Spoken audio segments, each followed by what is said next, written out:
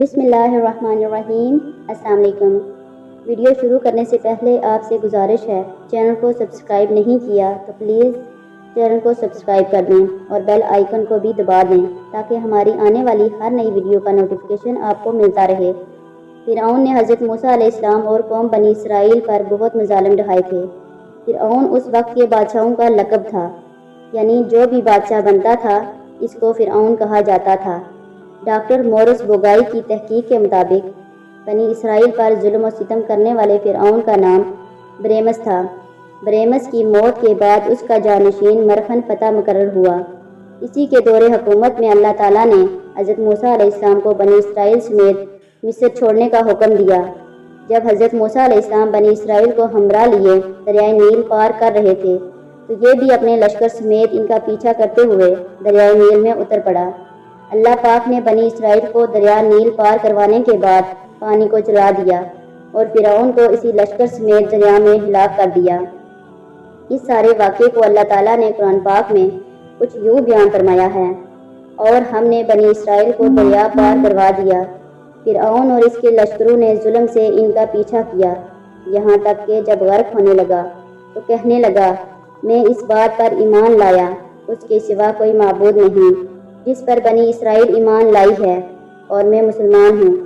اس سے کہا گیا، اب ایمان لاتے ہو؟ اس سے پہلے تو نافرمان رہا اور فسادی تھا، آج ہم تیری لاش کو بچا لیں گے تاکہ تو بعد والوں کے لیے عبرت کی نشانی بن جائے۔ بے شک لوگ ہماری نشانیوں سے ضرور غافل ہیں۔ ان آیات میں فرمان الہی ہے، ہم فرعون کی لاش کو محفوظ رکھیں گے تاکہ بعد میں آنے والے لوگ کے لیے وہ باعث عبرت ہو، اور اپنے آپ کو خدا کہلوانے والے کو دیکھ کر آنے والی نسلیں سبق حاصل کریں۔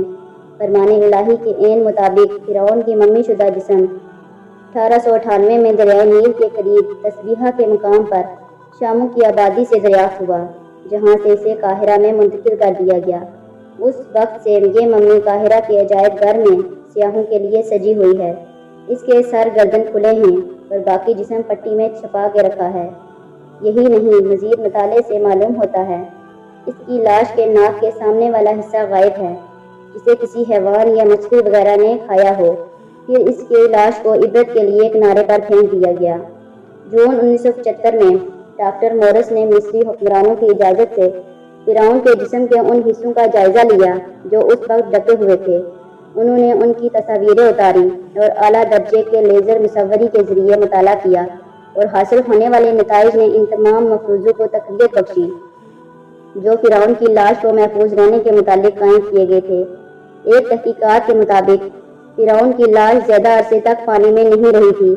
اگر فرعون کی لاش کچھ اور مدت تک پانی میں ڈوبی رہتی تو اس سے لاش خراب ہو سکتی تھی، حتیٰ کہ پانی کے باہر بھی ایک عرصہ تک پڑی رہتی تو وہ بھی محفوظ نہ رہتی۔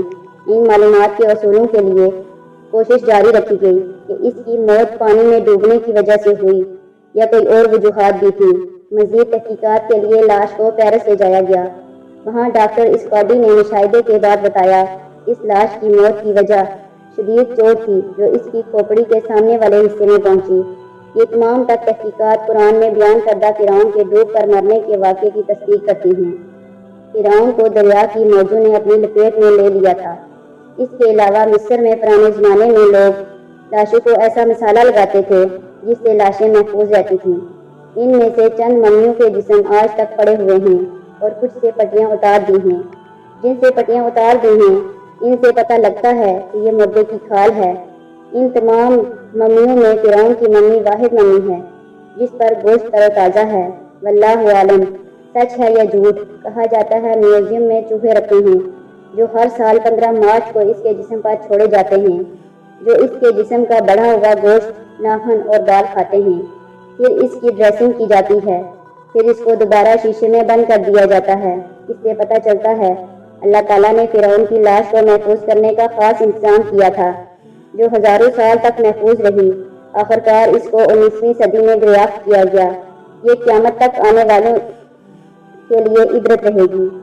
مزید اللہ کا فرمان ہے، ہم فرعون کی لاش کو سامان عبرت کے لیے محفوظ کر لیں گے۔ ہمیں بے غرور و تکبر سے بچنا چاہیے، یہ سب فرعونی صفات ہیں۔ اللہ تعالیٰ ہم سب کو دین پر عمل کرنے کی توفیق عطا فرمائے، آمین یا رب العالمین۔ امید کرتی ہوں آج کا ویڈیو آپ کو پسند آیا ہوگا۔ اس کو لائک اور زیادہ سے زیادہ شیئر کر کے ہماری حوصلہ افزائی کریں۔ اپنا بہت زیادہ خیال رکھنا اور مجھے بھی دعاؤں میں یاد رکھنا۔ اللہ نگہبان۔